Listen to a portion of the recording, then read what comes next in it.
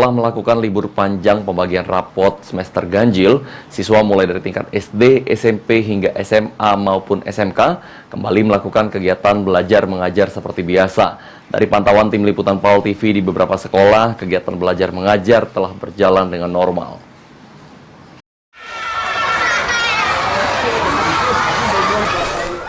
Masa libur sekolah siswa di Kota Palembang mulai dari SD, SMP, SMA, hingga SMK telah berakhir. Saat ini siswa kembali melakukan kegiatan belajar mengajar seperti biasa.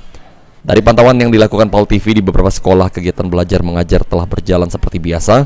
Para guru pun telah melakukan aktivitasnya mengajar kepada siswa.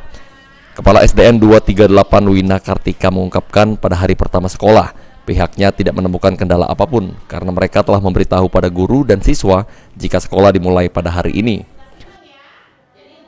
Dan hari ini terbukti saya datang ke sini, alhamdulillah guru dan siswa sudah dapat datang tepat dengan apa yang telah saya sampaikan sewaktu saya libur sebelum libur kemarin.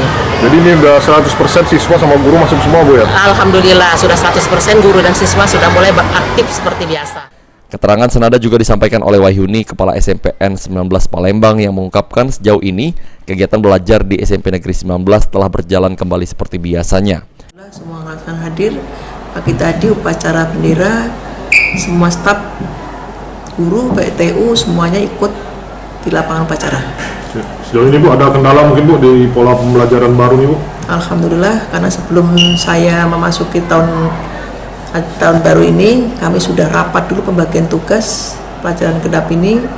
Mereka sudah siap untuk belajar, tidak lagi kami rapat-rapat lagi, sudah siap menyiapkan tugas. Proses belajar siswa sendiri saat ini memasuki semester genap tahun